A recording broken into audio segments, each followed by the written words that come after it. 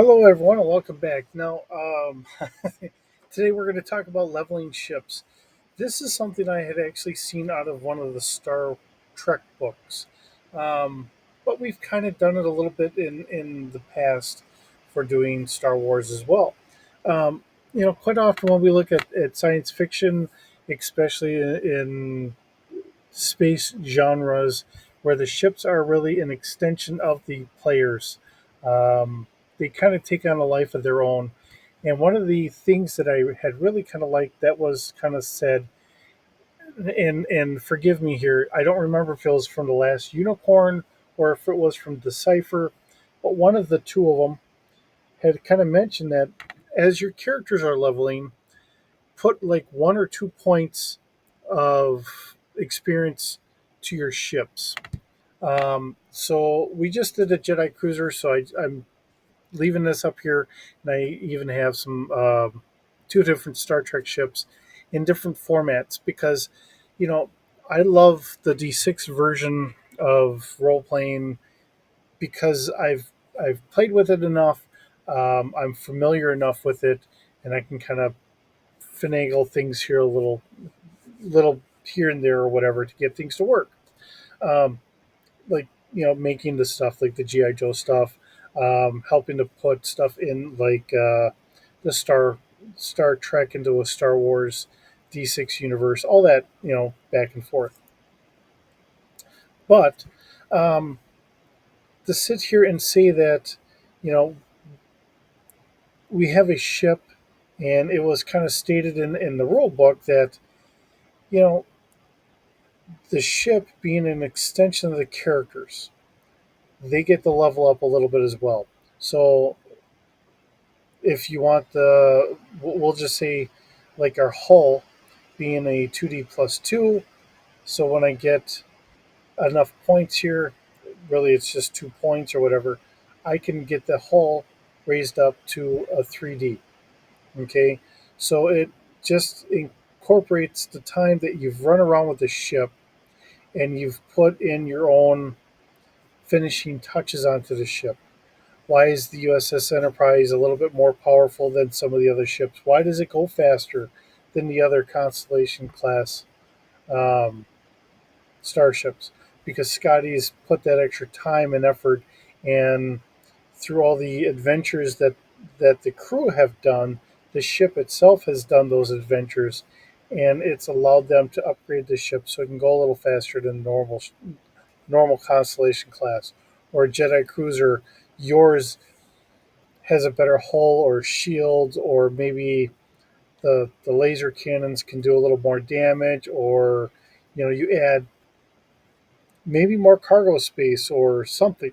Okay, so as we kind of go through all this, I'm just throwing it out there. So if it's something that you want to increase, so whether you go through an adventure and maybe the characters get 5 points, maybe you get the ship 1 point. It's not a big gradual increase here. Um, Same thing. I mean, now I've got the Constitution class here. This is the original one. Um, this is all in the D6 system, and it works out. Last Unicorn as well as Decipher, because they had it available to modify the ships a little bit. You could make it your own, and you could give it whatever. Maybe a better hull here, better shields, better weapons. Maybe you want to increase the sensors or something. Um, Whatever it is, maybe you have a bigger hangar bay. So you want to say instead of having um, tractor beams, maybe you have a better tractor beam, um, transporters, shuttlecraft. Maybe you upgrade the shuttlecraft. Maybe um, I've never really thought much about it, but maybe for I'll throw it out there. Well, we'll just upgrade it the same way we normally do. I'd need 6 points to upgrade it so I can have 7 shuttlecraft instead of 6, or something like that. You know, incorporating the ship into part of the party. Um, You could do that with droids that are not player characters and say, hey, I'm going to get 1 point for the droids that are running around with us. Maybe one droid gets updated. But today I'm worrying about the ships and I'm looking at it. This transfers very well. Now, this is not the best format, but this is for Modifius for the USS Alacabre, which is an Oberth class Federation ship. Now, they're not known for being the best ships in the fleet. They're a science vessel. They're not a very robust ship for combat. But that doesn't mean that maybe you increase the structure. You get enough points, and maybe I might increase it the same way. Maybe you know with seven experience, maybe I increase the structure. Maybe 10 points, I can give it a special rules improvement or something. Um, for all the extra abilities that they get for every, maybe I don't know if you want to do it at 5 points or 10 points or something. You can say, hey, I can raise the ship up. I can give it a little extra damage or an extra ability. So maybe it's got better shields. It's got something else. Like giving an extra point to the ship, just saying this is a part of the crew. It's just an inanimate version of it, but it's still there and very important to the crew. I think it's a wonderful concept, and it's something I've used a little bit here and there. And whether it's something you're familiar with, maybe you're not, something to throw out here and say, hey, why don't we use the ship as an extension of the group and give it the ability to increase? Now, everyone's going to look at it and try and do it in their own way, and I acknowledge that. So I'm just saying, if I was going to do this myself, maybe for the special rules, for the special abilities, I might say for every 5 skill points, then I can add an extra ability that it doesn't normally have. Or maybe it ups an ability or something. Because now that ship's gone on to a number of adventures and it is increased how your group wants to use it. And not every group is going to use their ships the same way. Maybe they want to have something increased different than another group. So, you know, it's adding that ability to make a ship a little bit more of yours and something that it can be improved upon as your engineer is always working to get a little bit more power out of the engines, or um, maybe it's your tactical officer trying to get a little bit better phaser power, or maybe they work something out between the two of them, and instead of only having two phasers, they get a third one in or something. uh, you see where I'm going with this, to say, hey, we can increase this, or we can cover an arc area that that ship doesn't typically have. Um, just throwing that out there, because quite often when we look at Star Trek ships, yes, we have phasers going in multiple coverage areas, um, but sometimes we do with the smaller ships. They didn't have a full 360-degree arc, so maybe you're filling out that arc a little bit more, or maybe you're just increasing the damage that you've got. Maybe you just need better shields to hold out a little longer. Um, like I said, every group is going to want to change their ship in their own way. And likewise, for the adventures you're doing, you may want to increase the abilities in a different way. So, just kind of throwing it out in that regard.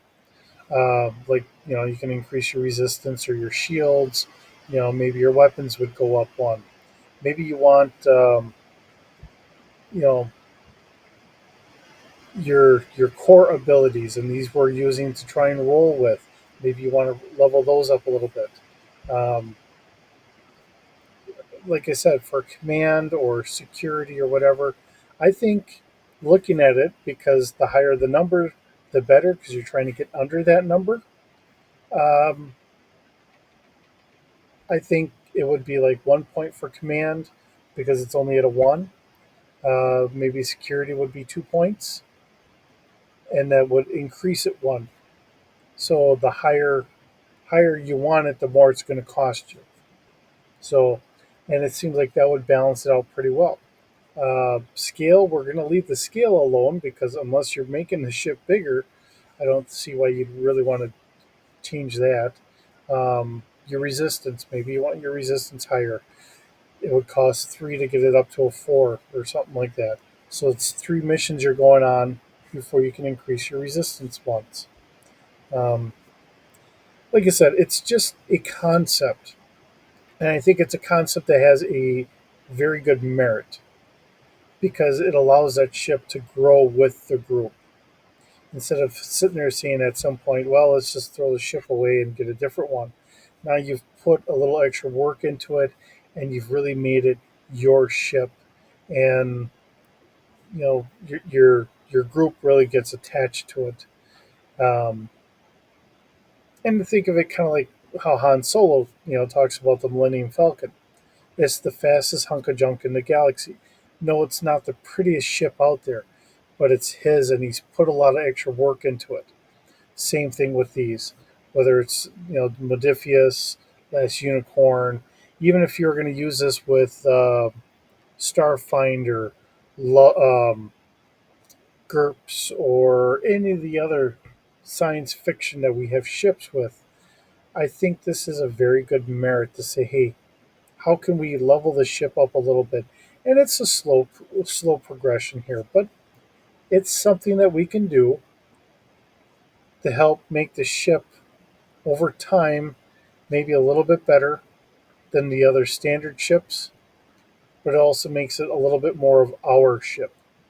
So, um, and like I said, it could be anything from shields or weapons or shuttlecraft. Maybe it's the ability to hold more torpedoes, or who knows? Everyone's going to have their own view of what they really want out of their ship.